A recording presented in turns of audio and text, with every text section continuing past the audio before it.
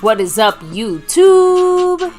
My Cowboys family here, bringing you guys the latest update on our very own Dallas Cowboys. But of course, more than that, it is another Fan Friday. Woo-wee. The fanliest of Fridays coming at you. Thank you for hanging with us. Take a second to hit like, subscribe, hit that notification bell. Follow us on all social media at MyCowboysFamily, and hop in the Discord. The link for that's in the description box down below. Hell yeah, guys! Fan Friday in the house. We're gonna do the shout outs, the intro. As we already kind of had a little, the drop in the beat intro there, as we always do. We got a lot to talk about tonight here on a very, interesting special Fan Friday. The last Fan Friday before training camp is underway. Next Friday.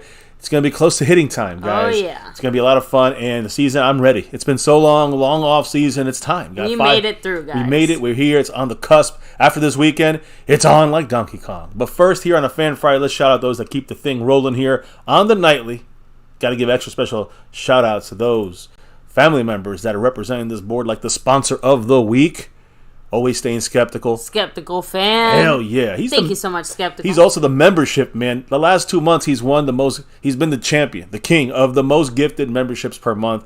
Last month, he has set the record 35. We've only doing this for 2 months, and he's been the undefeated. And he's going to be undefeated, looks like, this month as well. Jason Renfro, much love. He's got 4 gifted memberships, but Skeptical Fan has 40 this month. So he's in the lead there. Looks like he's going to be holding on to that. We'll see if he even adds to that lead on top of that. Much love to the man, Skeptical Fan, who had about 4... Listen, I missed a couple yesterday. A total of 4 more $2 thanks drops. Basically saying about the Zach Martin situation, worried about Dak's safety. The offensive line is severely limited. Oh, we know, Skeptical. Trust us. The other ones were all Go Cowboys. Appreciate you. And again, dropping the thanks love. We'll talk about that in a minute. That's a major way of helping the channel, right? Another way, membership, gifting. That's all Skeptical Fan running the show. So appreciate him. And he's currently about 4 back, a Dak drop away from being in first place. Because right now, Mark Hovsepian with 100 points on the Stream Boss, fully loaded, but also on the first place side of things on the overall board, with Skeptical right behind him in a battle for the end here as we enter the weekend, Friday, Saturday, Sunday, and we crown champions there. Speaking of crowns, the man who we know why he's here, SnugX, he's the Cash App King. That's right. Much love to him. And even though Jason Renfro had a couple drops in there, SnugX back on top for a second straight. Again, trying to go back to back like our 90s Cowboys, just like Skeptical Fan on the Sponsor of the Week board. Much love to all you guys repping it on all sides. SnugX, we know why he's here, repping that navy blue, silver, and star over everything. Now, Fan Friday, we get the extra special shout outs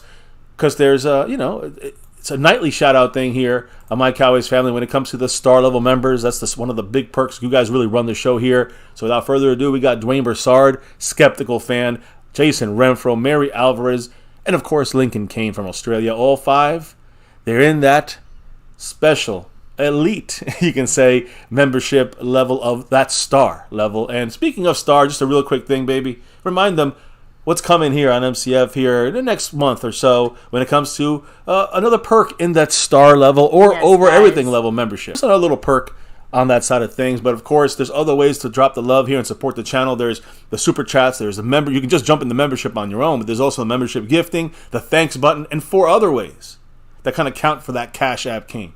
Of course, you have the Cash App money sign My Cowboys Family, the Venmo at My-Cowboys-Family, the regular PayPal link, and last but not least, you have the Streamlabs link. It lets your comments show up on screen just like a super chat. Yeah. So as we enter today, again, I gave you the star level shout outs there. But what about the special Fan Friday silver level shout outs? That's always every Friday here. When we're live on a Friday, we shout you out if you're in the silver level. Much love to Marissa, the newest member in the silver level. And of course, 2 OGs, A. Lavelle and the Q-Man, Justin Quarles. Much love to you guys. Can't do what we do here without your guys' love and support, especially your guys' long-term love and support. Thank you guys on that side of things. And as always, navy blue, silver, or star, or over everything, it's always Go Cowboys here on My Cowboys Family. So thanks again, guys, for the love and support on that side. Just a little giving back there on the shout-outs. Now, speaking of shout-outs, who's in the house tonight?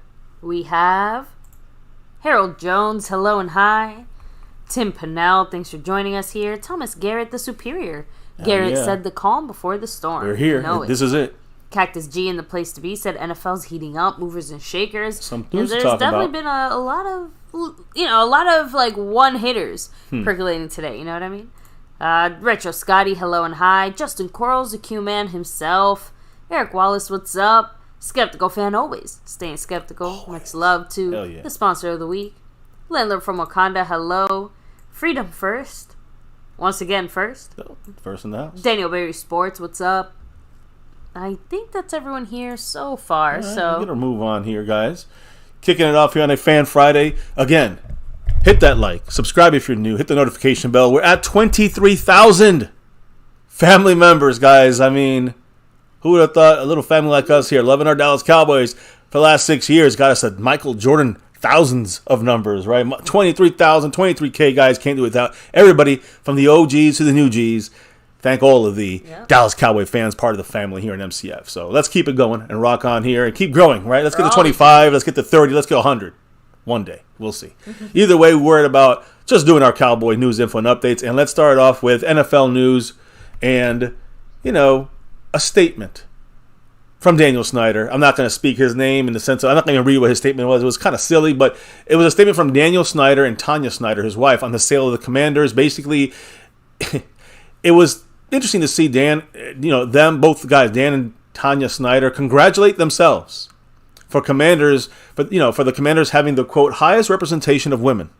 But yet, he was sexually harassing people there. It's interesting. I was going to say, it's like, is that like your way of saying highest concentration of victims or something? Because like it makes it sound like the only reason the women were there was so Snyder could get his, grabby. I don't know, but again, they are celebrating the women hires, which is great, but also mistreatment of women played a key role in Snyder being kicked out of the NFL, right? So pressure to sell, he had to pay $60 million because of these violations and things through the NFL as part of the deal to resolve the sexual harassment and the stealing of the $11 million to all the other teams that he kept. So he's on out of there. Now the new owners, Josh Harris and, of course, Magic Johnson and others, the majority owner is, of course, Josh Harris. The reporter asked him, how do you feel about the name Commanders? And he said, quote, it's not about how I feel about it. It's about how the city feels about all that stuff. And we're going to take a look at everything and see where we are.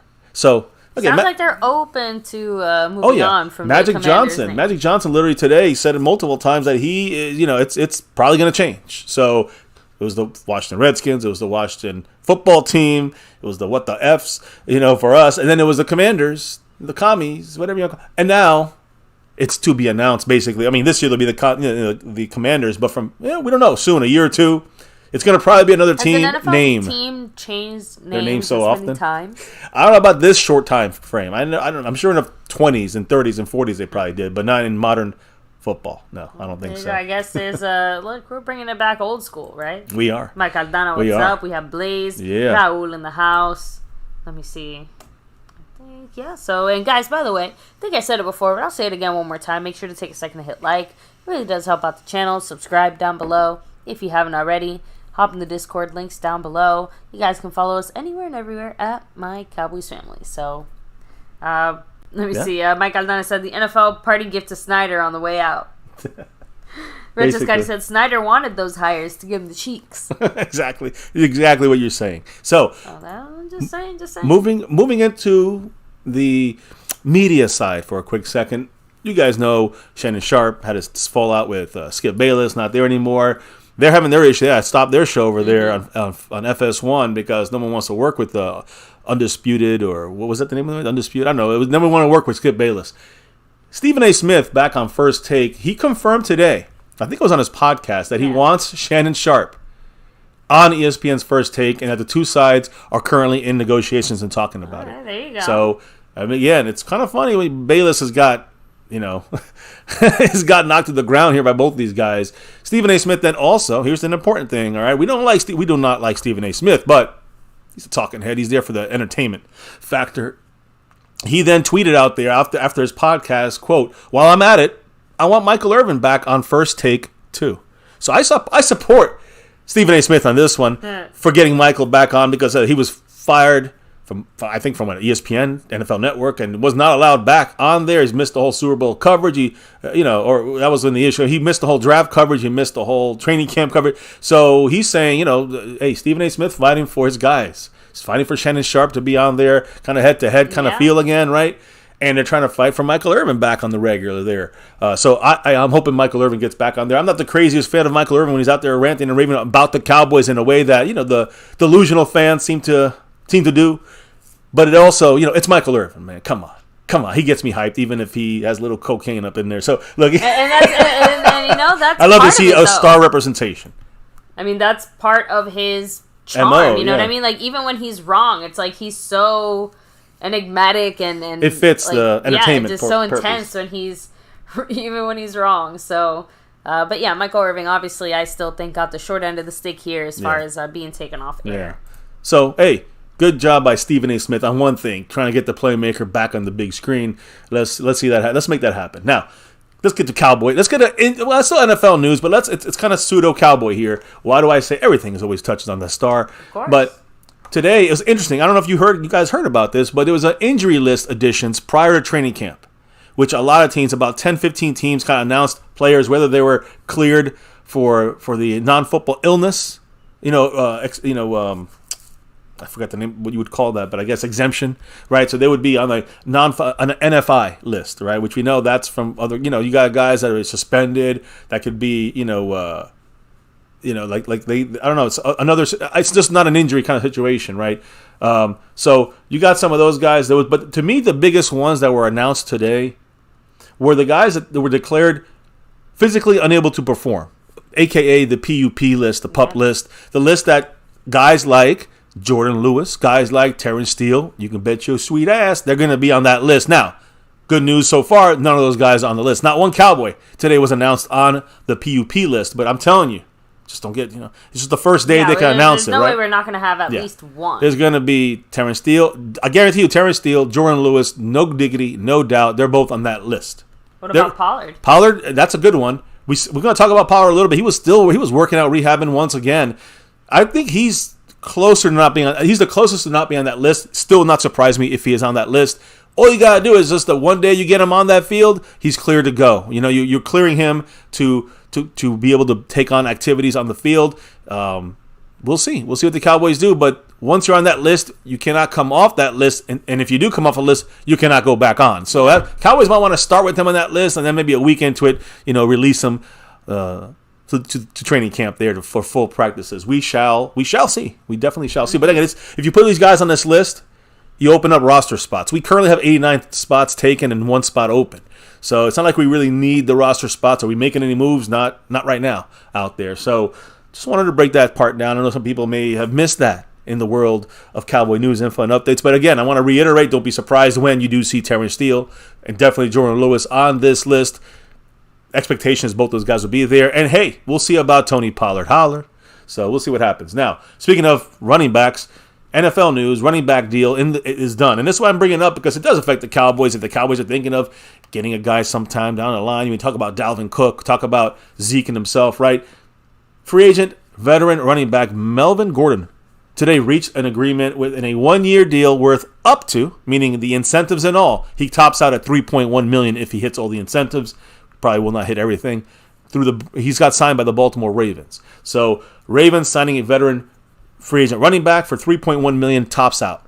That's not that much. Now again, Melvin Gordon's pretty damn good. Only getting $3 million at most. So if there's other running backs out there like Leonard Fournette's getting looked at by the Patriots, if he was trying to get more money, he ain't getting as much as Melvin Gordon. I'm telling you that. So he's going to be. What I'm trying to say is Leonard Fournette is going to be under $3.1 million.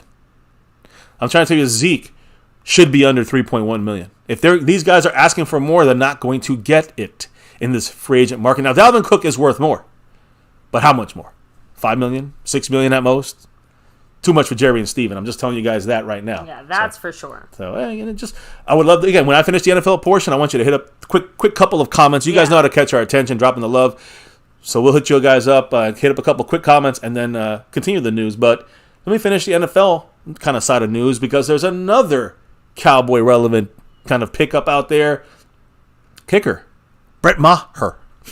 Brett Maher got signed today, guys, by the Denver Broncos. That's mile high up there. So that ball. Maharati's not homeless anymore. No, Maharati can go 0 to 70 out there, and I say that only in the sense that he does have a very strong leg.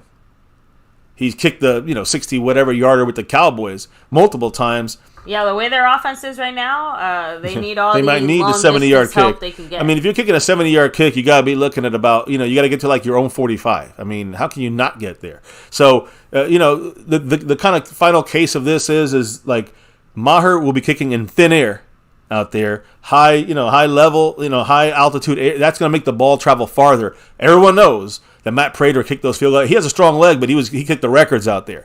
And, every kicker pretty much that was out there. Was it Elam that was out there? Back before him. They were all setting the records in Denver. Maher could definitely break the record of the longest kick in history.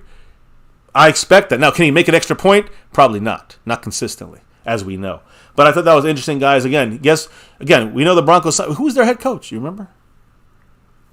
I don't remember their head coach. Not the head coach. I'm sorry, but he did. I'm sorry. He kicked for Sean Payton with the Saints in 2021 when Sean Payton was still in the league. I'm sorry about that. Of course, he had a great season with the Cowboys last year until the extra point issues in the playoffs, and then he was with the Broncos for a mini camp tryout in the middle of June. So it was. I forgot Sean Payton went to the. I don't know if he's with the Broncos anymore. Is he? If he's not with the Broncos, remind me if I'm. He was at the Saints, of course, but I know he came back. Did he sign with the Broncos? Is that why there's a connection there? I mean, that's right. Isn't he doing like his media thing this year still? But no, I thought isn't that the whole reason Quinn didn't get the job? No, it was the guy from the Packers. That's right. I went there, but I think he was fired. Damn, I can't remember now. You have to check here. See, this is the fun of live streams here. Let me go ahead and check real quick. Yeah, Broncos. There it goes. He's Denver Bronco coach. So that's why there's a slight connection there from the Saints, I guess you can say. You know what I mean? So I'm like, I thought I was remembering that right. So anyways, the point is that Maher, they have the connection to the Saints. They have the altitude over there in Denver. It should be interesting to see what kind of records he will break there, and also it'll be interesting to see how he shanks the 30 and 40-yard kicks. That's what's going to happen. I'm just telling you guys. It's happened in 2018, happened in 2019, 2020, 2021, it's gonna be fun to 2022. See it happen to not us. Exactly. So, hey, listen, we don't have to worry about that issue anymore.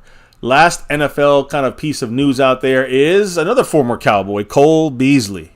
You guys know old hot sauce out there. Uh-huh. The Giants, yes, the New York Giants' Week 1 opponent for the Cowboys. The Giants are signing wide receiver Cole Beasley. He reunites now with Brian Daboll, who is, of course, his former offensive coordinator with the Buffalo Bills. So, again, another veteran target free agent for Daniel Jones and the Giants. We'll be seeing him week 1 probably, maybe. Yeah, we definitely will. And, again, if he makes the team. But that's why I said probably, maybe. Year 12 in the NFL for Cole Beasley. Who's good for him, though. Back in the NFC East. But I don't want anything good with him. No, I mean in the sense of his long career. Yeah, of course. Listen, former Cowboy receiver, signs back with the NFC East with the Giants, reunites with Brian Daboll, and then who were together in Buffalo. Giants. Here's the funny thing to me: the Giants signed their 17th slot receiver. Who the hell are they going to have on the outside? Who's going to be their X and Y guys? Because they got Hodgins, Darius Slayton, Wandell, Shepard, Campbell, Hyatt, Crowder. Then you get Beasley on this mix. So I don't know if Beasley's going to even make this team. I guess it depends. Is he going to be a guy that's going to be a usable weapon for the offensive scheme and Daniel Jones? We'll see. Don't know. But Dak Prescott. Maybe they want him to play a similar role that he played in Dallas, Dak's or Buffalo, rookie season. Or with Josh Allen, too. Or just like that kind of safety valve for Jones. Yeah. Could be. It could be. And that could be another weapon for them if they use him right. But look, he hasn't been signed this long. He's in his 12th year. Is he going to be as good as he was in the past? The answer is no. Is he going to be still? Can he add something if you use him right? Again, I always say the skill set. Go towards their strengths. Use him in that way when you need him. He could be a viable piece for them. But Giants are going to have an issue throwing the ball to the outside. With an outside, taller, bigger possession receiver, they don't got many. They got a lot of slot guys, though. I don't know. If everyone's slot, then there's no slot guy anymore. You know what I mean? So, look, the point here is go back to Dak Prescott, Cole Beasley, the game winner in Week 17 a couple years ago against the New York Giants. Remember that touchdown? And I think we won the game. It was a 4th down and long, and Dak rolled out, almost got sacked. Through it was a great play. Beasley dove. It looked like it hit the ground. He kind of rolled out of bounds. When you saw the replay with a touchdown, we won the game. Kept Dak's streak nice and clean. That's out of the first 2 losses of the Giants in his rookie year. And that's the last time Cole Beasley The last touchdown from Cole Beasley for the Dallas Cowboys was that play against the Giants. Now he's a Giant, and it continues. Now, one last update for the Giants. They did also sign former Jacksonville Jaguar and New England Patriot running back James Robinson, a guy that we've talked about here. Maybe the Cowboys might want to pick him up. Robinson had an impressive rookie season. He had 1,070 rushing yards, 10 total touchdowns in the air and the ground. He caught 49 passes, 344 yards. But the injuries is what hurt him. Now he's with the Giants. He's 24 years old, and everyone's saying he's a prime candidate to bounce back. So, another weapon for them. Barkley kind of saying he's going to hold out. There you go. They're trying to, hedge their bets there in case, Saquon Barkley don't show up. So, anyways, now, before we get into, the next segment, let me hit up a couple questions. And let me see. Justin Quarles, a Q man, said that was an awesome play. Yep, that touchdown to Beasley. Love it. So, Cactus D said, I'd like Lewis covering Beasley, if he's healthy. Yep, Jordan Lewis, if he's healthy, him or Bland would be in the slot there. Double R, thanks for hanging with us. Yeah, doing good tonight. Retro Scotty said, I think Bland can hold his own against Beasley. Yeah, I think Bland or Jordan Lewis are going to be fine again. Beasley's not going to be the way he was in his early years with the Cowboys. Let me see. Oh, by the way, Retro Scotty says, signing with the division rival, I bet that locker room wants to give him the cheeks, too. So is Modius in the house as well. Much love. What's up? Let me see. And Tim, we kind of went into the whole running backs not making a lot of money discussion sometime in the last few nights. I just can't remember what night it was. And often, though. It was a couple nights. Yeah. I meant more like in a deep dive type of way. But long story short, it's complicated. But mainly the fact that receivers just obviously are dominating the NFL right now as far as usage. On top of the fact that running backs have such a short shelf life, it's hard for NFL teams to justify the longer-term investments that come from those big money deals. So, yeah, exactly. Shortest way I can explain. That's the point about that topic for us.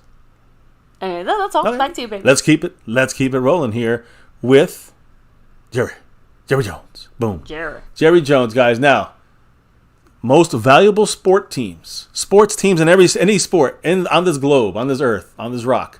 The most valuable sport teams by year, right? Back in 2013, Real Madrid, $3.3 billion. 2014, Real Madrid, $3.44 billion.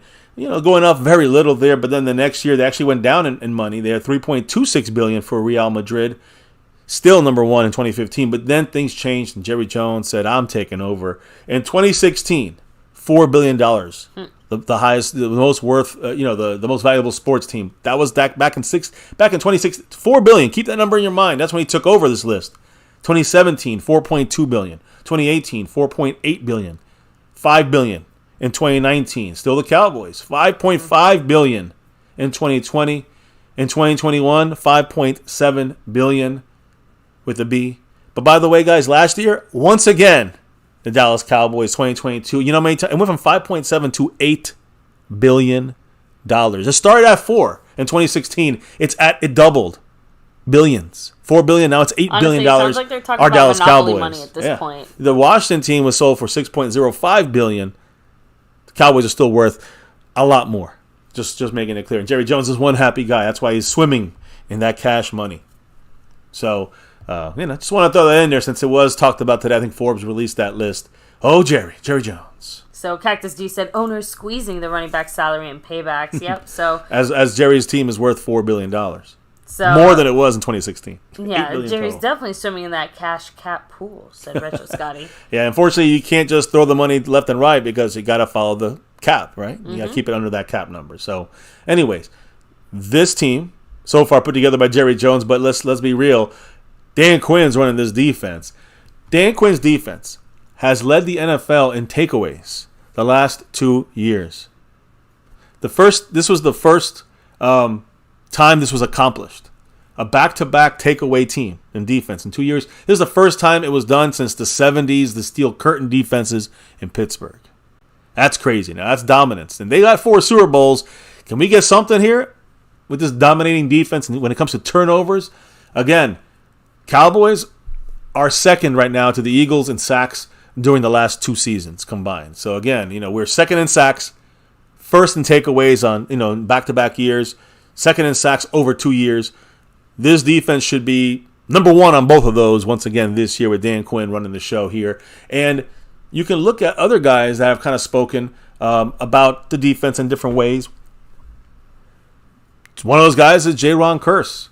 He said this today, quote, "Turn that tape on and really watch. Take the name out of it, and you'll see no one in the league has checked the best tight ends and locked up the best tight ends like I have the past 2 years. Tape won't lie." Now, let me just say one thing, guys. Again, I've been saying this for a long time. J-Ron Curse has locked down the best tight ends over the last 2 seasons. And I've been saying that here on MCF since he's been on our team. And Dan Quinn has utilized him perfectly. You know, whether it's he's played a little free safety, but a strong safety, box safety, he linebacker. Out the best in him. Yeah, but he knows how to use his skill set and his strengths. And that's what I'm trying to say. When you see J-Ron Curse playing that linebacker role, and then he's floating over to the tight ends to cover them when he's not doing the run support thing, that's the key usage of a J-Ron Curse. This isn't a diss to Curse, but it's hard to picture him being as productive or successful on another defense. You know what I mean? If another defense, let's say he goes somewhere, let's say next year, like I said, not he goes somewhere it's else. difficult. But if he goes somewhere else, if they don't use him in a similar way, he will not be as effective. But he's going to look a lot more average. So that's not a diss. The point is, J-Ron Curse is speaking facts. He's saying when you watch the tape the last 2 years when he's with the Cowboys under Dan Quinn, he's locked down opposing tight ends. And I'm talking names like Kittle, Kelsey, Waller. Look at the numbers, guys. I ain't making this up. These are facts. Goddard shut them down. J-Ron Curse is the man. He's more important than anybody, something than most of the fan base may think. I know you guys here, we all know the importance of J-Ron Curse. So does Dan Quinn. So I just want to throw that out there when we talk about defense. Also talking defense, we're talking about, I'm digging Trayvon Diggs, what he's doing this year with Dan Quinn at the helm. Listen, Trayvon Diggs said this today as well. They're getting hyped. They're getting ready for this trip out to the training camp in Oxnard. And Trayvon Diggs said this, quote, "I got real steppers on the front line, real steppers in the back end. One mistake will cost you." And again, this goes back to the original defensive topic here and Dan Quinn when I was saying leading the league in turnovers the last 2 years, second in the league in the league in sacks over the last 2 years. That is dominating defense, and we can even get better than that. And in my opinion, easily get better than that. But Trayvon Diggs is speaking some truth here. Again, we got some real good players in that front line when it comes to pass rush pressure. When it comes to the back end, we've talked about this. I know they've been dissing our defensive backfield, but my goodness, Trayvon Diggs, Stephon Gilmore, Bland, Jordan Lewis when he's back. That's our corners. You get a little help from Israel Mukuamu there. I mean, you got some guys that kind of fell off because, the second rounder, Kelvin Joseph, third rounder, Nashawn Wright. And even more guys floating around back there. We're talking about our 8th, 9th guys already at cornerback, solid as you can be. And you look at the safeties, forget about it. We use 3 safeties at times. You got 3 fantastic safeties, J-Ron Curse, Donovan Wilson, and Malik Hooker, along with, you got Mukuamu, you got Marquise Bell. So you got guys there that you can rotate in there, even if, I don't want to say anyone gets hurt, but someone's going to get nicked up here and lose a couple snaps, and you got ballers kind of behind all these guys. So when you look at our defense, the front end, with Micah and the pass rush we're coming with this year, and Mozzie involved in that mix, and you look at the backside of things here in our defensive back coverage, one mistake, guys, you're done. That's all it takes. Trayvon Diggs said, "I'm going to give you 3 seconds. The ball better be out in 2. You guys feel it? Because, again, ball's going to be out in 2. You know why? Because of guys named Micah Parsons. And that ball's got to be out in 2 because you're getting sacked. He'll give you 3 seconds, but the ball's got to be out in 2. How are you going to do it? He knows that 1 second you're going to throw that ball, he's going to pick you. That's kind of the forewarning there. Trayvon Diggs usually says it, right? And he also does it on that field. So I am hyped about Trayvon Diggs this year with Stephon Gilmore on the other side and Bland and Jordan Lewis on the inside on the slot. I love it. The nickel cornerback. I love it. Micah Parsons said this about Trayvon Diggs, quote, "He's top 5 in the league. Put respect on him. I don't care about anyone's analytics. Nobody in the league plays the ball like him. Interceptions or pass deflections." That's facts. Again, even though Madden is Madden. What's Madden, right? I mean, the rankings, though, they had him like 11th, right? Tied for 11th or 12th. In reality, when you look at his pass catching ability, he was the number 1 ranked guy in Madden. Just saying that when you look a little deeper, you see kind of what Mike is saying. Pass deflections, interceptions, no one plays the ball like him. He plays like a wide receiver. So by the age of 24, Trayvon Diggs is right now. He's been first team All-Pro in 2021, 2-time Pro Bowler 2021 and 2022, NFL interception leader 2021. He had 142 tackles, all right? So far in his career, 15 interception in his first 31 career games. It's the third player in the history of the NFL to accomplish these kind of stats. The first defensive back with 11 or more interceptions in 40 years. Oh yeah, Everson Walls was the other guy there. 17 career interceptions, 2 career touchdowns, and 169 total tackles there. So again, fantastic numbers from Trayvon Diggs. We're gonna see, again, a lot more of these kind of numbers, I think, coming out from number 7. And, especially, like I said, with that defensive front line and, Stephon Gilmore and Anthony Brown being on the other side, woo, man, forget about it. It's a wrap. It's a wrap. Our defense is going to dominate this year better than we ever have the last couple of years, and we've been dominating. This year we're going to be better. I like Cactus G's comment here. He said, I like our overall depth. I just hope we don't need it like last season. Agreed. But again, if you need it for a week or 2, I feel more comfortable this year with Jordan Lewis back there. You can move guys. You can put Bland on the outside. It's more about the fact that, again, remember, by week 5, it felt like we ran down to our last option already. So yeah, I mean, we lost Jordan Lewis and we lost Anthony. Anthony Brown's not that good at all, but he was a big fan of. But he was important at the time because we needed that veteran back, I guess leadership or whatever he may have had. That was important for Anthony Brown because the next guy behind him, it was over. We could lose one of those guys. You lose 2 of them, you're done. Now we got 4 guys. Not just one really good guy and then 3 guys. We have 2 superstars at cornerback, a budding superstar at the nickel cornerback with Deron Bland who can play inside and can play outside. So if someone gets hurt outside, he can still go out there. We got Jordan Lewis going into the nickel spot there, or using 3 safeties, which we did a lot. Heavy nickel is that formation from Dan Quinn. So we got so many options. Even with 1 guy hurt, 2 guys hurt, we still have enough to pick up the slack. Now, if it's for the whole season, different thing. But for a game or 2, we're fine. Actually, I feel very comfortable and confident with this defensive backfield and the front line. So real quick, as far as Diggs, Cam DCFL said Diggs focuses too much in the front. The Guru said Diggs offers swagger, as does Parsons. Well, they definitely bring it. So, let me see here. By the way, Tupac with Mohawk said, I want to see what element Gilmore adds. He's been a boss for years in my eyes. He is still a boss. He had, they always show him getting burned by Justin Jefferson, that comeback game against the Colts. But he had a pick in that game. He had a pick against us. So the guy still has it. He's still been basically ranked top 10 in pretty much every single analytic, stats, whatever, gauge that's out there. He's been ranked top 10 across the board, Stephon Gilmore. So you got him instead of Anthony Brown. Is that an upgrade? Or is that an upgrade? We'll have to see Monroe Goodette. Oh, I seen her. It's as long as he stays healthy, that is an upgrade, baby. Monroe Goodette said Diggs needs to tackle. Again, he's one of the guys who's missed the least tackles out there, one of the least missed tackle cornerbacks. But I think that George Kittle he didn't want to either get the penalty or people saying he was watching his money. I don't know. I'm just saying that one game kind of hurt him in that kind of tackling mindset. But he is a very good tackler in the sense that he doesn't miss tackles. He's one of the, I think, top 5 cornerbacks in not missing tackles last season. I'm pretty sure. So just saying, he's good enough is my point. So, Lucy Retro Scotty said Diggs needs to make less business decisions. See what I'm saying?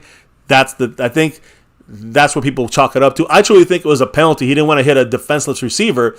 But I say, Trayvon, you should have at least taken it. You should have angled it better, maybe taken a chance, not just stand there and watch George Kittle tip it into his hands. So yeah, it would have been interesting to see what the referees would have called. If he had hit him, everyone would have screamed at him saying, "Why are you being so aggressive?" Touchy subject there, right? So, by the way, I do have to give a shout out here to the first official. That's true. Technically, the drop first of the night. Official drop of the evening. Skeptical Fan, our sponsor of the week, and currently he is 2 back on first place as he drops Mark Hovsapien to 98 points. That's a Bohana right there. What did the man staying skeptical have to say, baby? He said, Go Cowboys. Hell yeah, with a big thumbs up there. You know it. So thank you again, Skeptical. Yes. Appreciate Kicking you. it off on the Fan Friday. A little later, but it's still, I'm saying for the whole chat. Much love to Skeptical Fan, who dropped a whole bunch of thanks earlier in the videos that we have up there. So appreciate you once again, Skeptical Fan. Always staying skeptical, but always repping that star for everything. Now let's get away. Now we're almost done, guys. We're gonna get to the offense now. All right, Trayvon Diggs, Micah Parsons. So speaking of Micah, by the way, you guys see that workout video? 250 pounds, right? Thursday morning, yesterday morning, doing this work here. 250 pounds doing gorilla chin pull-ups. Micah's the man. But he wasn't just there. I mean, he's doing a whole bunch of them. That's tough for a 250-pound guy to do that. But he also was on the bike. Oh, my goodness. He's dying on the bike. He must have been going for an hour and a half. Who knows? He just looks like he's beat dead to the ground. Guess what? This man is ready to roll for training camp. He's a hungry lion. And he's coming to the offensive backfield near you, baby. Woo, can't wait for Micah Parsons to see what he's going to do out there as he's killing it, working out, getting ready for the season. He's already studying. He's watching everything. He's studying film. He's also busting ass and working out and getting to that 250, 255 weight, still keeping his and speed. Said it, and our linebackers are underrated. I agree. As long as they stay healthy. We still got to see more from Damone Clark, of course, and see what the depth behind those guys do, right? But a lot of those linebacker roles are also kind of given to guys like Jaron Kearse and Donovan Wilson, and even Micah Parsons, right? So we got 3 bonus kind of linebackers there, along with LV and Damone Clark. And then we got to see what Overshown, the rookie, what Jabril Cox is going to do. Is he going to bounce back this year? As McCarthy said he's going to. We shall see. Derek Harper, he's one of the options. He was a 6th-round pick last year, played special teams, got injured as a rookie. So, anyways, should I? Anything else? No, go ahead and keep rolling, baby. All right. Just wanted to touch on that real quick. Cool. We got that. Now, let me continue to another little piece of footage here. First and foremost, I do want to say our offensive offensive lineman Matt Waletzko, who's maybe a vital piece for us this year, not knowing what our depth is going to be at guard, at tackle. Waletzko's a tackle, but he seems to be our current swing tackle right now over Josh Maul. He's out there busting ass, working hard at the Clint Anderson rec area, right? So he's up there. Matt Waletzko working out with a guy who's on the practice squad, but been brought up a couple times last year and has been at some of these O-line mastermind kind of summits. Brock Hoffman also there with him. So keep an eye on Brock Hoffman trying to make a move into this depth and get off the practice squad. But Brock Hoffman, Matt Waletzko, both guys working at the Clint Anderson Center there. The consistency when it comes to the Cowboys developing young talent on the offensive line, it is there for sure. There's a place you can see these guys. Maybe there's a space for at least Waletzko. Definitely we know he's got a real good chance to make the 53. Can Brock Hoffman do it? Don't know much about him. We're going to keep an eye on him in training camp, but he was in there working hard with Waletzko. Give him a shout out there. Now, I do want to give another shout out to our running back. Yeah, Tony Pollard. Holler. Why do I say this? Because the man is still busting ass, guys, in his rehab, and it's looking good. Now, we seen this the other day. All right, he's doing these explosion drills. That right ankle cracked, slack. Not the ankle, but the fibula, the right bone, the right leg. He's looking way ahead. He's looking good to go almost for training camp. I'm going to say that. But definitely week 1, he's making it. And he was out there again, looking in good shape. He was working on other stuff here. You don't see, there's no video on it, but he was working with the medicine ball. He was working with, with weights, with pull-up bars. So again, this is the explosion test for blocking, for exploding into opposing defensive players, making sure that ankle is good. He's progressing fantastic in this rehab. That we talked about earlier about the teams that have announced some of the PUP guys. Terrence Steele probably be there. Jordan Lewis definitely will be there. Not sure about Tony Pollard, but I would guess he'd probably start there for a week or so. There's a chance Pollard is on there. But he'll be off quick is my point. Even if he's on there, he'll be off quicker than anybody else there. So I just wanted to get caught up on the Pollard stuff and, keep it rolling here to the final kind of portion of things. Well, second to last portion of things here, Dak Prescott. Don't get mad, everybody. Talking a little Dak Prescott here real quick because today the Madden numbers came out when it comes to the quarterbacks, and Madden had it rated like this. Another 99 club joining Zach Martin is Patrick Mahomes. No surprise, he was the number 1 guy. Yeah. Joe Burrow. Well deserved too. Yeah, Joe Burrow with a 95, second place. Okay. That's a big drop off though. Josh Allen a 94, Lamar Jackson a 91. Jalen Hurts an 88, Justin Herbert an 87, and then Dak Prescott also with an 87. So Dak there basically tied for like 6th place, tied for the 6th best rated quarterback. So, right below Dak Prescott, Aaron Rodgers. Dak's got a higher rating than Aaron Rodgers. It's incredible.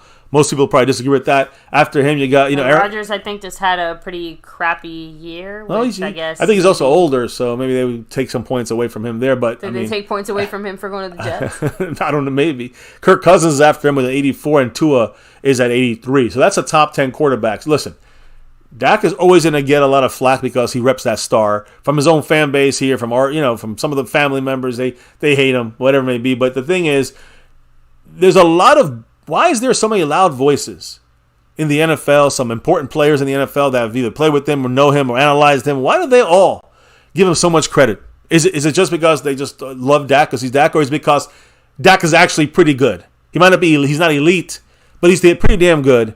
I think people give him a lot of shit. And again, it's just Madden ratings. Who really gives a shit? But it's just another guide. When you look at all these numbers, you look at the league, around the league, what they say about Dak, he's easily top 10. And, could even looked up. He still has a bit of a ceiling, in my opinion, if he's utilized to his skill set and his strengths. Which hopefully play caller Mike McCarthy will do that. Dak should be up there with Josh Allen. And we're going to get to that in a minute.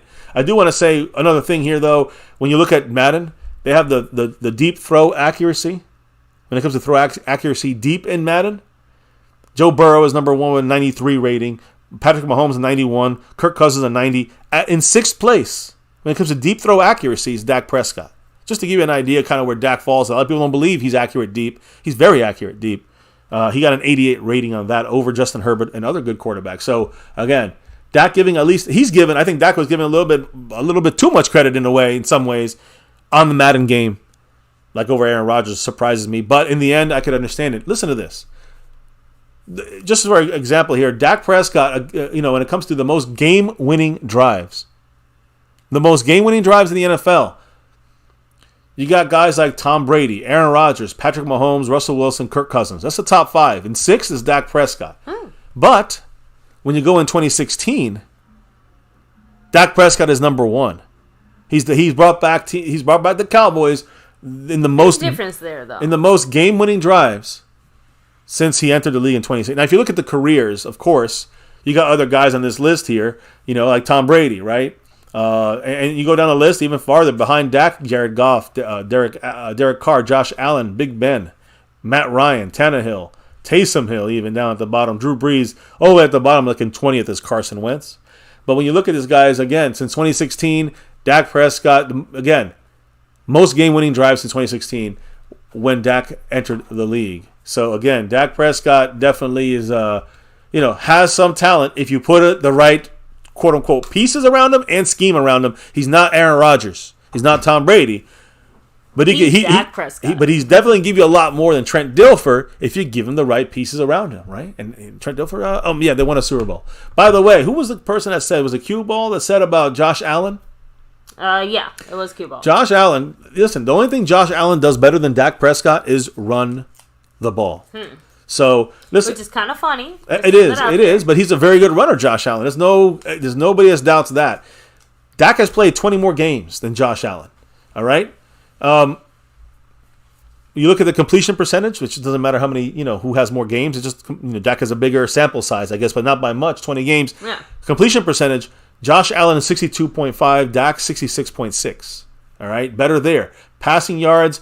That's not fair, but when you look at passing yards average, 7.6 for Dak, 7.2 for Josh Allen. All right, passing yard still similar. But he's better than him on the passing side. Yeah. Passing yards per game, 257 for Dak, 238 for Josh Allen. Passing touchdowns, I'm not going to judge that. Dak has 166, Allen has 138, but Dak has 20 extra games. He has 30 extra touchdowns and 20 extra games. But look, interceptions, Dak only has 65, and Josh Allen has 60. 20 less games. Interesting, right? So Dak's pretty good at not throwing interceptions. The quarterback rating, 97.8 for Dak Prescott, Josh Allen 92.2. Rushing attempts, Josh Allen, he has 200 more than Dak in his career. But we look at rushing yards, he has about 1,500 yards more than Dak, but it's about yards per average. Dak is only running at 4.7 yards per average. Josh Allen runs 5.7 yards per average, a whole yard more at running the ball. Every carry he gets a yard more. Rushing touchdowns, Dak has 26. Allen has 38 with 20 less games. So he's a much better, quote-unquote, runner than Dak Prescott.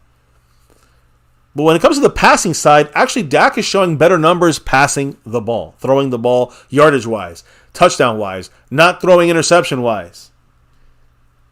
Dak Prescott's the better quarterback over Josh Allen. That's why you can make a case for that. On any list. On any list, you can do that. He said Josh is just big.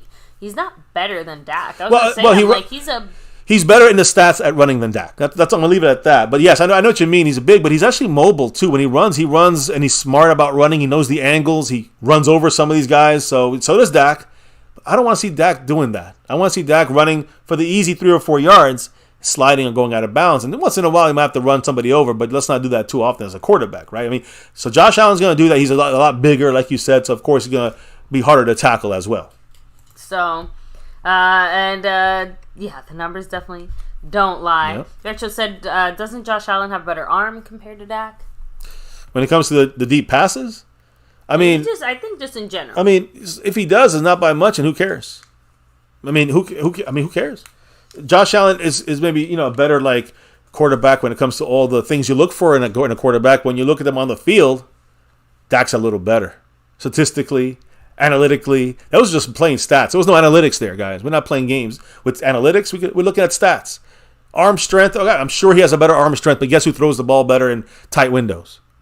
Dak Prescott. Guess who's better at other things, like pure throwing the ball in a scheme that maybe is going to allow you to be a little more productive. Now, Dak needs an increase in that to be more consistent, but I do think that Dak is, when you look at the statistics, Dak and Josh Allen, similar, but Dak is, I'd say, a little better, let's say, in passing, and Josh Allen's a little bit better in running the ball, at least statistically speaking. Again, not saying athletically, but statistically.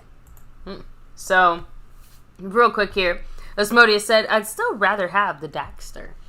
And I have to admit, I think I will consistently take Dak over Josh Allen in pretty much every scenario. And this takes me to the one of the things I'm talking about, Dak scrambling, Dak running the ball, right? Here's the deal, guys. What have I been saying since 6 freaking years on MCF on YouTube here? Dak has to be utilized in more of a scramble situation, moving out of the pocket more often, occasionally running for the easy 3 or 4 yards on first down or sliding or going out of bounds, protecting himself, but also being an effective dual threat guy. So, Dak Prescott, Mina Kimes said this from ESPN, and I'm going to kind of repeat it and add to it. But she basically brought up the point that I've been saying for 6 fucking years. Dak was extremely impactful when he used his legs. This is going about not just his career, just last year. Mm-hmm. She breaks out the analytics. She basically brought up the fact that he was 3rd in EPA per play on quarterback runs. He was 2nd in passer rating, throwing off of scrambles, and that's my key. I didn't need to see the analytics. He's 2nd best when he's scrambling in the NFL. Something I've been saying for 6 years on this channel. But you know what? The issue with all of this, these great numbers, he did it, and he did it fantastic. 3rd or 2nd best in the NFL scrambling or running the ball. But he was not allowed to do it too often. Why do you think that was, guys? I mean, was it Dak Prescott just trying to not run, or was it the Kellen Moore scheme? As we know, always wanted to make him kind of a pocket quarterback. Yeah. So, to me, Dak being more mobile, the mobility factor, not running the ball for 20 yards and looking like Lamar Allen or looking like Lamar Jackson or Josh Allen. What I'm trying to say is I think Dak Prescott is a mobile guy that can squirt out for those couple of easy yards and make it a much easier 2nd or 3rd down. He can go out there and scramble and extend the play, which gives you a better, successful result, which Dak did, and Dak did great, 2nd best when scrambling. I'm just saying, guys, I've been saying this for years. Skill set, his are his strengths. McCarthy is looking at this. We talked about the fact that McCarthy wants Dak to break the pocket in the 2 to 2.5 seconds after getting that ball in his hands and going through his 2 or 3 reads, and then Dak breaks the pocket, and every player on the field knows this. So that's a big boost for Dak in this offense if they make him a little more mobile. Not run the ball, but mobile. Scramble that goddamn ball. So, again, if he can scramble out the pocket, create a little extra 2 seconds here, that's a big gain. That's a big play ready to happen in the West Coast offense of Brandin Cooks. Ooh-wee. Get ready. Now, I just wanted to finish talking about this, and I do want to know what you and the chat thinks, but the movement skills are still there post-leg injury. I know people are going to say it's because of his leg, right? That's why he was held back. And maybe that first year, true. But now, come on, how long are you going to keep him from being that dual threat? Not running the ball, but the threat of running. So, to me, guys, he's not one of the big, like the amount of scrambles, he doesn't do that often. I think that's scheme. But, again, his agility and top-end speed, once he gets going, is more than sufficient for him to be a dual threat quarterback that kind of brings him to. You really got to open up the best of Dak Prescott that way. The injuries and the $40 million a year salary is probably one of the reasons why Jerry Jones, Kellen Moore, the connection. We know the connection with those guys. It kind of seemed like they wanted. Kellen Moore did kind of what the Joneses wanted him to do over what McCarthy. McCarthy really wasn't in control there, it seemed like. So my point here is that, do you think that Jerry Jones wants to see Dak Prescott running more? I mean, do you want my personal? No. Well, I'm saying, do you think that Jerry Jones wants to see Dak running more, $40 million a year, no. Or do you think that Kellen Moore was going to say no, I want to run him more? No. So now I think what you're going to say is running him, but being more scrambling. The Joneses, Kellen Moore, they wanted him to be a pocket quarterback. He's all right in the pocket. He's very good, but he's even better when he gets the ability to scramble out of the pocket. McCarthy has seen this.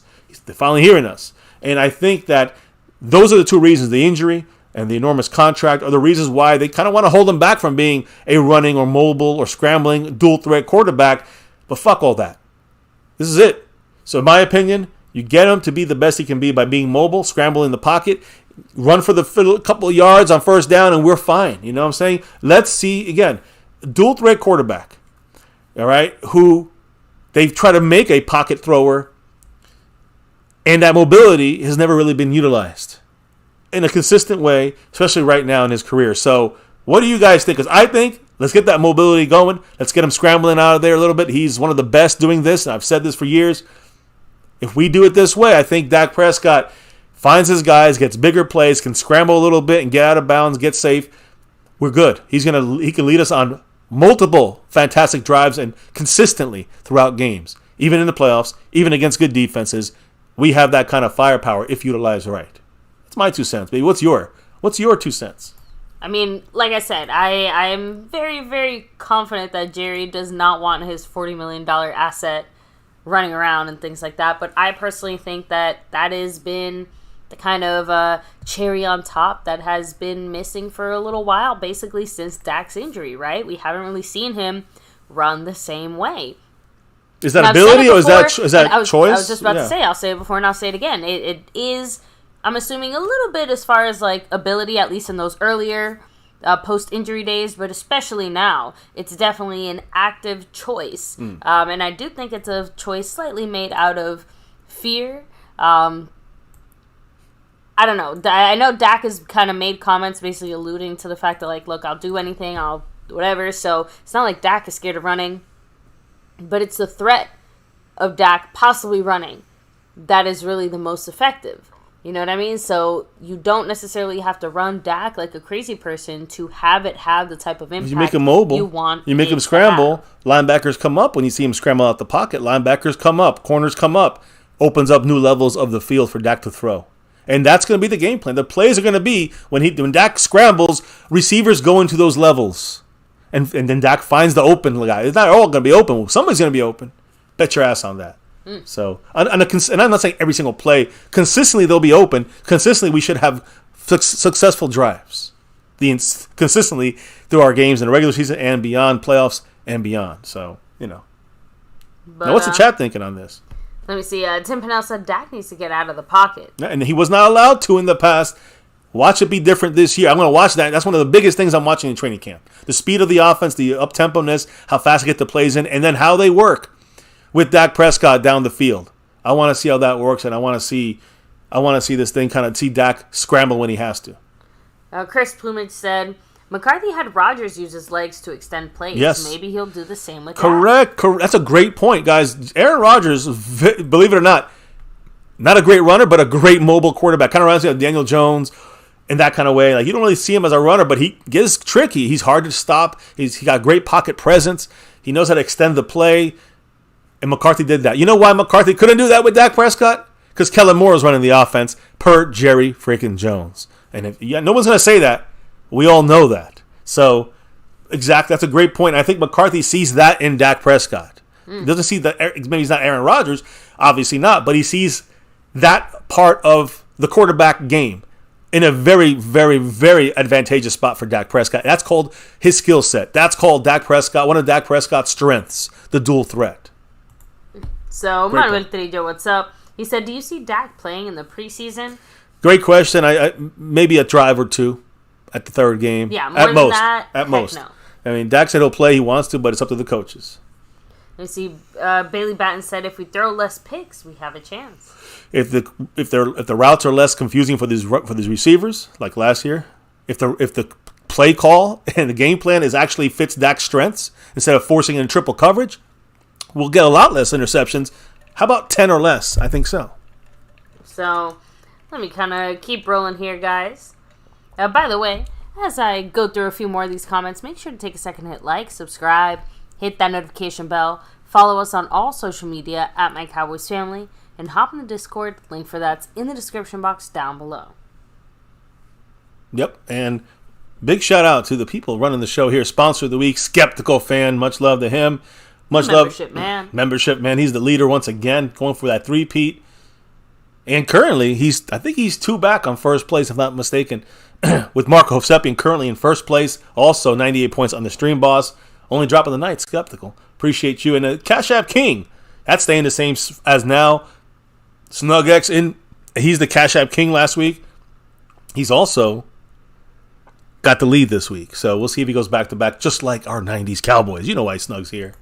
So, anyways, what was I going to say? Oh, again, if you're in the star level, guys, on a Fan Friday, we shouted you guys out. Remember that. There's a Sewn and Stitch jersey raffle coming soon, every month, for this exact purpose here. If you're in the star level, the over everything level, you can win one of these jerseys. You might win 2 or 3 in a row, depending. We only got 5 people in there.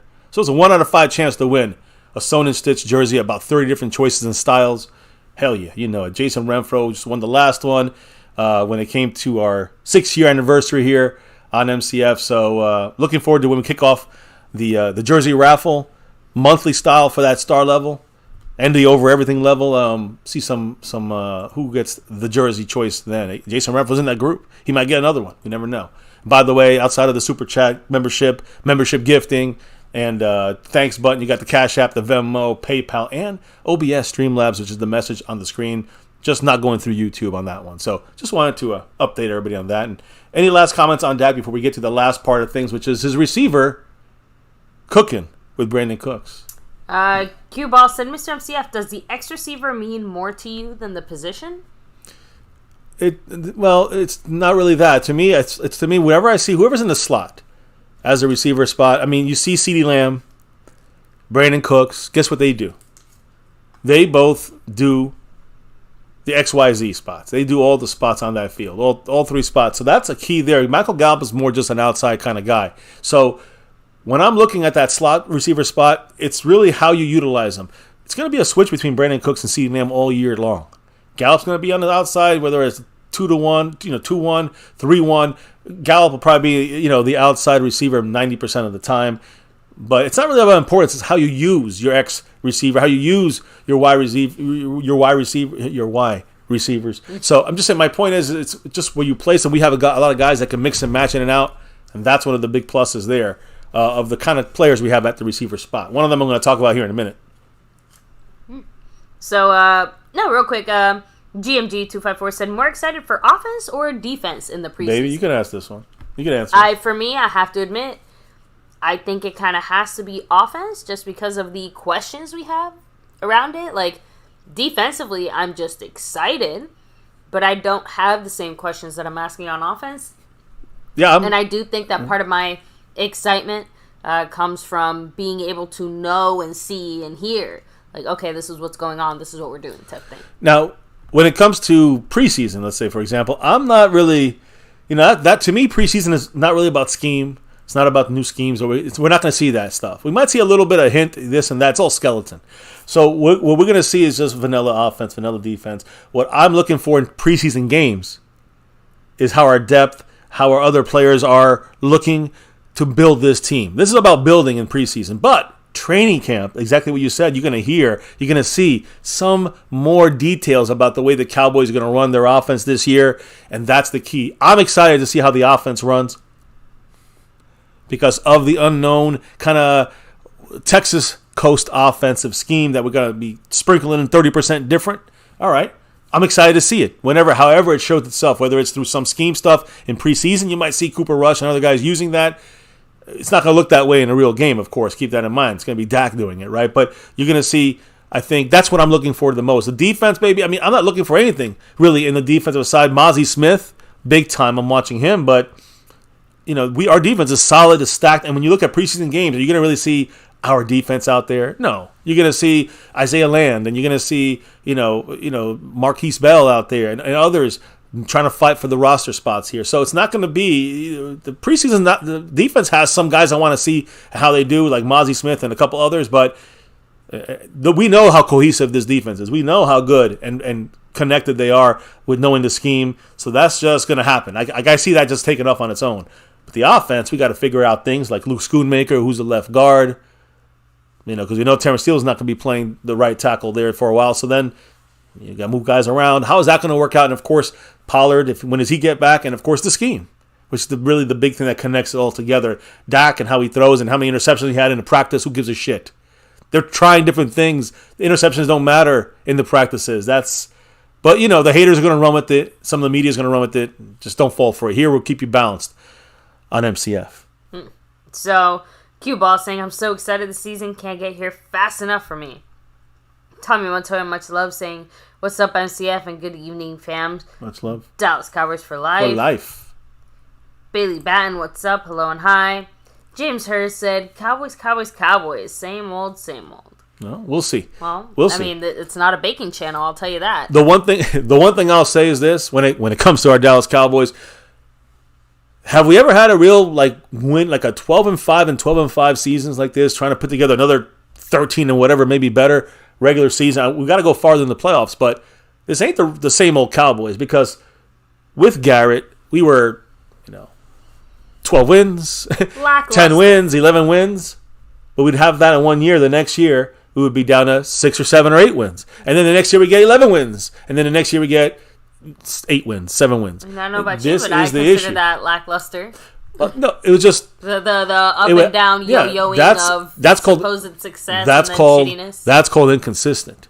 That's what Garrett is and was and will ever be. That's why he's not coaching in the NFL. I mean, in any way, shape, form, or fashion. Not even broadcasting anymore, I think, as an analyst. Yeah, I don't think he's doing that anymore. My point is that Jason Garrett, and just saying that we haven't seen a really solid back-to-back season by the Cowboys since maybe the mid-2000s. There were Romo. We had a couple of really good seasons back-to-back.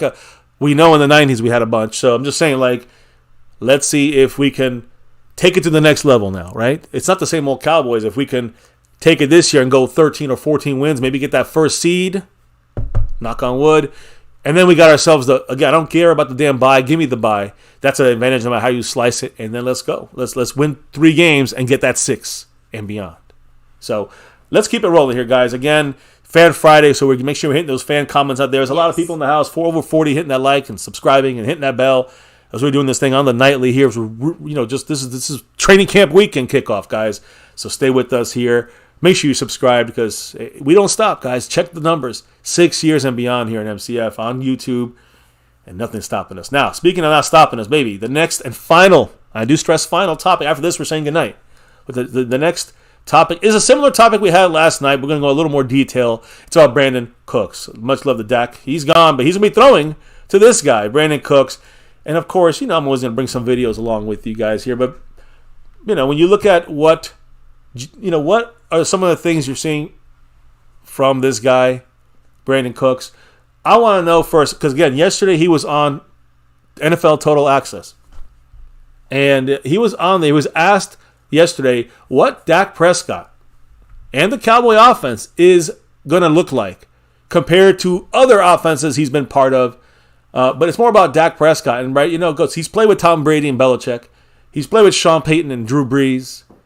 You know what I'm saying? Been under them. He's been with McVay, the Rams, and guys like, Cooper Kupp and others. What's the Dak specific flavor or impact there on the offense like? Right? Brandin Cook said, obviously we just had the spring to get going. But the biggest thing that I've noticed is fast pace. We want to get the ball. Coach McCarthy talks about attack. Not waiting and sitting back, but going out and attacking. And that's what I've noticed throughout practices, throughout throwing sessions this offseason. So the faster, the better. And so I'm all for that. And he's a fast guy. And again, fast, ups tempo. You get in the field, guys. This is from Dak, McCarthy, and others. This is going to be an up-tempo, fast kind of team. Not just speed on the field, but speed on the play calls, speed on getting on a line of scrimmage, speed between plays. This is an offense going to go down the field, be effective, efficient, try to put up points. Now, what about the offense in this scheme? Brandin Cooks also asked on NFL Total Access what his job is going to be, and not just his job, but really what he's going to be doing that he didn't do in the past. Like, what are some of the things he hasn't done, on other teams? And he's been on 4 other teams. In 9 years, he's got 6 years of 1,000-yard seasons. Think about that. 6 out of his 9 seasons. This is his 10th. And out of those 6,000-yard seasons, he was on 4 different teams. 4 different quarterbacks, sometimes multiple quarterbacks in that year. Still over 1,000 yards at all those. So he adapts. We're going to go into details about Brandin Cooks, but outside of that, he knows about all these other, these other teams. He's been on a lot of different teams in his career. And he also, he's going to mention here guys like CeeDee Lamb, Gallup, and Jalen Tolbert. I got a little addition to this, but I want to hear first what Jalen Tolbert said in full context here when he was asked, what are some of the things you're doing now that's different than the past for himself, for Brandin Cooks? He said, that's a good point. I think just going into year 10, being able to have special receivers around me like CD, Gallup, Tolbert, not only from a production role that I'm expected, but also from a role to be able to lead. And so that's what I'm looking forward to bringing, obviously. I just want to get back to winning, and however that looks, I'm willing to do. I love what Brandin Cooks is bringing with that veteran leadership, but again, he's loving the fact that he's got a lot of great receivers around him. The one guy he didn't mention, though, no mention of Simi Fehoko, who's in that mix there, right? But why do you think that is, though? Why would he? Well, Fehoko is fighting Jalen Tolbert. Okay, I'm being sarcastic because I am not exactly the biggest Fehoko fan. But I'm not trying to knock him. It's not about Fehoko being bad or good. I think it's more about the fact that Brandin Cooks is working with this guy on the right side of your screen in this picture is Jalen Tolbert in the boxing ring and getting some work there, but also on that field doing some speed stuff. There's Brandin Cooks vrooming right down the field, and he's still got that speed. And there's Jalen Tolbert doing his 10-yard split. Boom. Just get the explosiveness, that get-off. So this is where they're working together. This is why I think he mentioned someone like Tolbert and, JT. And they didn't mention someone like, Simi Fehoko. Of course, Gallup, been here. He's been a number 2 or 3. And, of course, CeeDee Lamb's a number 1. So, this is the kind of thing you're seeing from Brandin Cooks. He's bringing it to the table here. But that's not all you're seeing, baby. You're also seeing, I think, guys, you can see history when it comes to Brandin Cooks. Let me explain. First and foremost, let's get this video going once again. This is the workout video, guys. And check out what he's, the way he looks, Brandin Cooks on that field. The ability to run routes, but we know he's still got that speed. I love it. And again, he's wearing like a heavy jacket there. I know, it's so fast, very explosive. Very good cuts. Look at this, the soft hands right there. Look at that, beautiful. So I'm ready you throw a whole baby to him with those hands. You're seeing him doing this. Look how he looks the ball in. Doesn't have drops.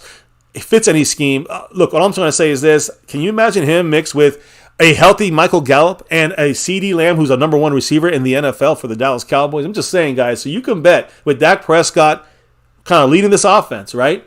The chance to add this former first-round pick into this Texas Coast offense, which, again, we know it's a variation of the quick kind of, quick passing, slants kind of offense when it comes to the West Coast offense, but with tweaks, again, coming from Mike McCarthy. And, of course, we know in the running game, with the running portion of things, there's going to be a lot of Brian Schottenheimer's kind of input, how to be creative and out of play action, also how to run. So that's going to be better while McCarthy handles this Texas Coast offense.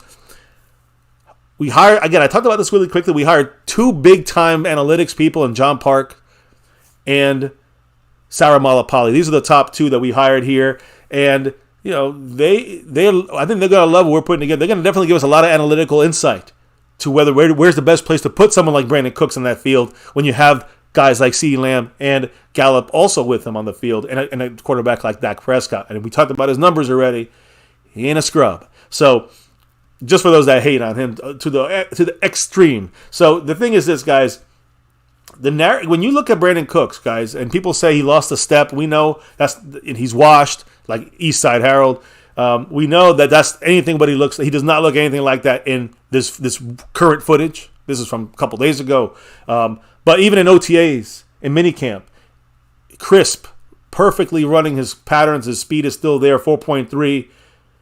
You can see even in that 60-yard, we talked about that 60-yard bomb. Beautiful, one of the plays of minicamp. Yeah. Where he caught that 60-yard pass from Dak Prescott. And it was it was basically to conclude day 2 of minicamp, which actually concluded minicamp. The Cowboys didn't, I think, have any more days. Maybe they did have one more day. The point is, it was a go route, and Brandin Cooks split up, the corner and the safety. He beat both of them. Perfect pass by Dak, 60 yards, touchdown. So, again, these are great things we're seeing from Brandin Cooks. But here's the key, guys. If Brandin Cooks gets just 1,000, he has 2 years left of his deal. If he gets 1,000-yard season with the Cowboys, he'll surpass Brandon Marshall as the only player in NFL history to have gained 1,000 yards on 5 different NFL teams.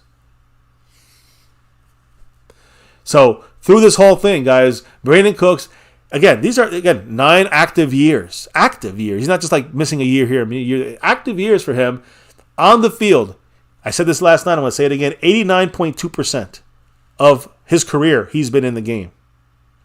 9 years he's been on the field, 116 out of 130 possible games. Almost 90% of the time. So he is someone you can rely on. He enters 2023 as one of the most durable players in the entire league. He also averages 13.1 yards per catch, basically, of his career. And he's a guy who can play, as I said earlier, all 3 wide receiver spots. So that works great with someone like CeeDee Lamb. You can mix that up. So again, when you look at this, baby, and you think about it, what are some of the themes, I guess you can say, that you see coming through when it comes to Brandin Cooks? The ability to become a quick factor on an offense with little kind of preparation time. That's what he is. That's the kind of, he doesn't need 2 years to kind of get used to shit. He can get used to any offensive scheme with any players around him. It's probably a good thing we do have McCarthy kind of running this offense, though, because imagine poor Cook's trying to figure out Kellen Moore's game plan in a reasonable amount of time. The point is that he'd be the first guy that would do it. That's my point. He'd definitely do the best. Yeah, that's my point. Even he wouldn't have been able to, I think, figure it out that way. So, no, I'm just saying, it's nice to be able to see both things kind of coming together. Yeah, no, I mean, listen, he was on a team with Belichick. So there's some complex, offensive schemes in there. What I'm trying to say is that I'm sure at least those probably work. Everything is working smoother now. I think Brandin Cooks wouldn't have a problem. I'm going to be honest, but it makes things easier when he has it down. Everybody's on the same page as well. And everybody's on the same page. Everyone's going to look better. Not just Dak Prescott or the receiver, but the other receivers as well. So Brandin Cooks, of course he has no problem, but everybody else no problems. But Cook's going to look even better and crisper. Watch, you'll see. So again, look at some of the teams he was on. At the Saints, he had Michael Thomas in his beginning years. Rob Gronkowski when he was with the Patriots. He had the prime there prime for both those guys. So he wasn't even the number one target for those two kind of situations. He was also there with Robert Woods. Well, I think Robert Woods has a lot of yards that year with them and a progressing Cooper Kupp at the time. Brandin Cooks, guys, he demonstrates he can mesh with any of the top wide receivers in the NFL in his past. That includes, of course, now CeeDee Lamb, right? And he does this in a very easy, seamless kind of way. He joins Cowboy offense. Like I said, guys, CeeDee Lamb, Michael Gallup, both these guys have had 1,000-yard seasons, in their career. CeeDee Lamb this past season, I think even last year, right? No, I don't know, about 2 years in a row, I think. And I know Gallup had it, I think, 3 years ago. So I'm just saying, these are fellow 1,000-yard receivers. So is, of course, Brandin Cooks. So finishing this up here, The last time Dak had 3 of these kind of 1,000-yard type receivers at his disposal, he was deep in the MVP conversation back in 2021. You guys know it. Where, again, he had 4,449 yards. He had 37 touchdowns that year and 10 interceptions. Again, that was with Amari Cooper as a number 1, CeeDee Lamb, and Michael Gallup. CeeDee Lamb's rookie year. That was the year where Dak, 4,449 yards, 37 touchdowns, only 10 interceptions, being an attacking quarterback, and was very good that year when you gave him weapons. You guys feel me on this? So, again, important to note now that let's say you just switched out Amari and you got in Brandin Cooks in a kind of more West Coast offense feel, which, again, I don't know if that would have been Amari Cooper's best scheme to fit into. I know Brandin Cooks definitely a better scheme is the quicker up-tempo West Coast or Texas Coast offense. So, anyways, we were talking about speed earlier. And again, that's what Brandin Cooks said. He said he talked about speed and being a prime part of this offense with Dak and some things he might have to do that's different. Still using the speed, though, that's the same. And you got to remember, guys, a very unpredictable Texas Coast offense is why we said that offense is what we're kind of keying on here in training camp and in preseason. So Texas Coast offense, which is going to be dominated by speed, versatility, and very important to have chemistry. That's why you have that Dak meetup there, guys. So again, all these things are going to be on full display on and off the field for this offensive unit. And again, we talked about the tight ends being in this Atlanta trip. We know the running backs go to the Dak field, right? Dak's house for some practice there and some, bonding with Dak and kind of getting on the same page, the chemistry and all that stuff. That stuff is kind of being figured out, but all the skill positions with Dak Prescott on paper, with Brandin Cooks added to the mix and Noah Brown out, we look like a team that should not be able to be stopped on offense. Let's be real. Now, Brandin Cooks, to finish this up, guys, he adds a dimension, a different kind of dimension to this offense that even Amari Cooper, like I was saying earlier, didn't really fit this kind of scheme. We never had this with Amari Cooper. The ability that Brandin Cooks brings to the table here in the way we're going to hopefully use him, right? So, again, the dimension that he adds to this situation here is something similar to, as I said yesterday, Terry Glenn, the late Terry Glenn and T.O., right? That is where, that was 2006. So that's kind of where I see maybe the last time we had a Brandin Cooks type of guy with the abilities that he can do on that field with the other receivers on that field. I mean, this could be our best core of receivers. Could it be since 2006? I don't know, but it's definitely different than we've had since 2006, in my humble opinion. And that's why I want to know what you guys think, because, again, to me, when looking into this, maybe that's what's exciting to me, is seeing what the Cowboys are going to do with these 3 receivers. More or less, what is McCarthy cooking up in the scheme and taking it to the next level. Not that we have to go out there and score 40 points a game, but just going out there, being consistent, getting the points, so the defense finishes off every team we play consistently. That's what I want to see. Consistency. What do you want to see, baby, from this Brandin Cooks and those situations? What do you think about this scenario? To me, it's more the leadership aspect. Again, like consistency, all those other things. Like, that's all the stuff that we know he can do, and it's not to say that he can't do the leadership stuff, but that's where his impact is going to be felt, whether he's on the field or not, right? I mean, helping. Well, he'll always be on the field for sure. Yes. Well, okay. No, I know. I'm just clarifying. You take some of the things I say a little too literally sometimes, my love. So it's okay. I like to. Okay, have fun with that. So, but my point is that, he is. I'm just saying, to me, it's more about the elevation factor, what he's going to do for all our other receivers. I'm excited to see it, and honestly, the video just gets better and better the more you look at it. Yeah. So.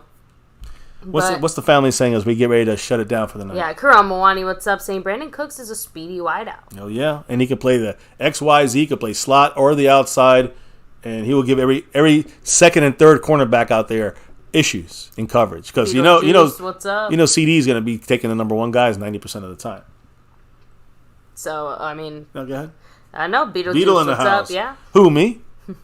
James Her, what's up? Much love. Just saying, just beat the Winers week 5.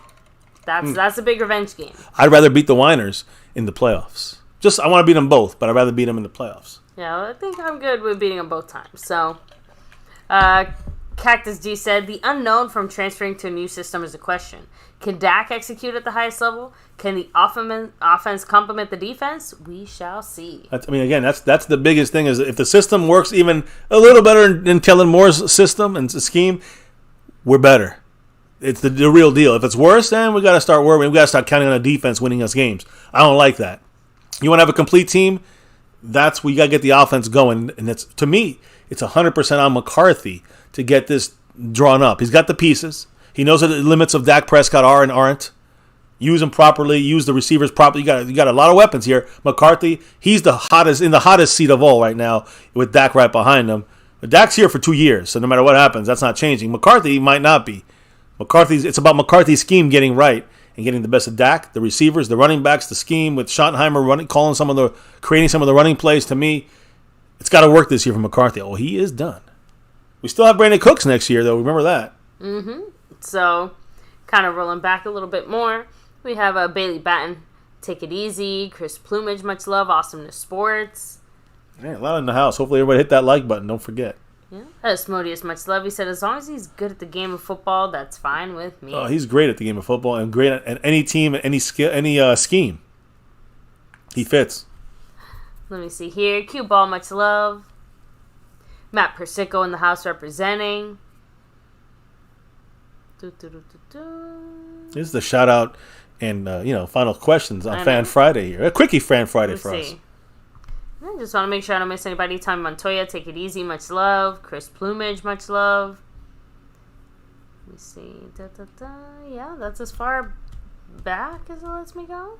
Oh. Let me see. Nope, a little. Here we go. GMG254. Chris Plumage, Much Love. Asmodeus representing. Retro Scotty, Take It Easy. Corey Hicks, have a great night. Alright, so yeah, there we go.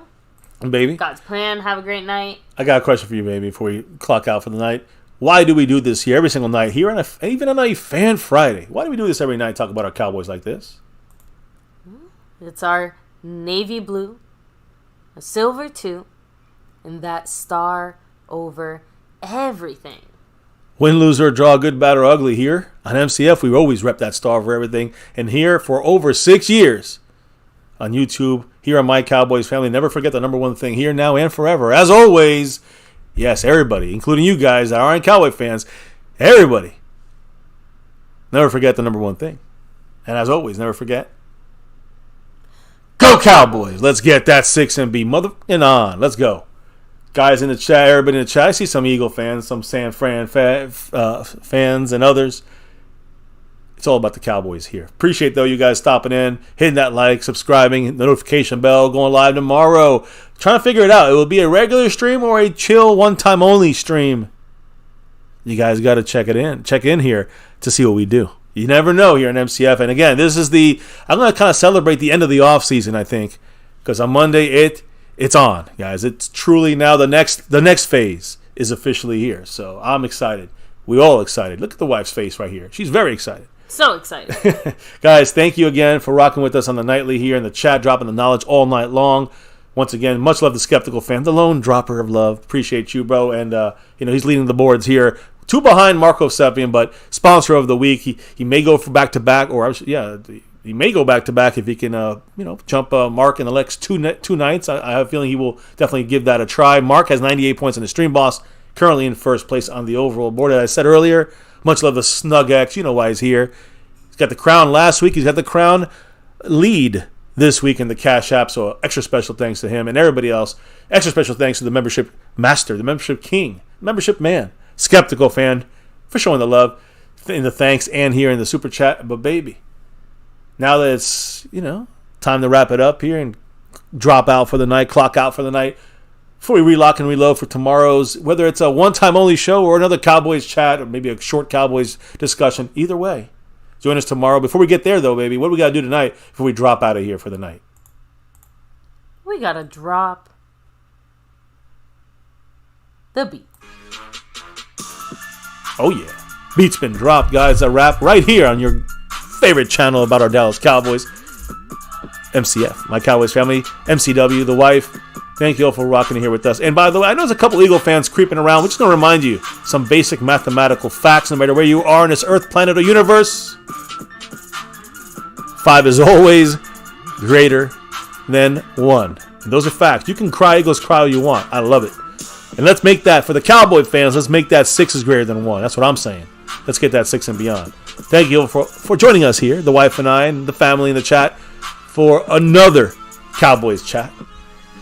Jerry Jones is swimming in that money.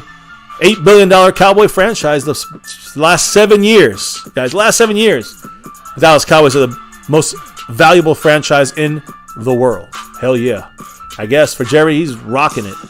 We talked about what Dak's bringing to the table when he runs the ball. We talked about what Brandin Cook's going to bring to the table, add into this scheme. And, of course, on defense, Trayvon Diggs, Micah Parsons, the back, the front, all around that defense is coming to an offensive backfield near you. Hell yeah, can't wait. And here in MCF, we can't wait for this training camp to kick off on Monday, Tuesday, and beyond. Guys, here in MCF, never forget, Navy, Blue, Silver, 2-star for everything. Never forget the number one thing here, my Cowboys family. Much love to all and everyone in the house. Have a good rest of your Friday and the beginning of your weekend. Hell yeah. Appreciate you all, guys. Have a great night. Peace out. And oh yeah, join us for another one tomorrow. But never, ever forget the number one thing right here on my Cowboys family. Go Cowboys!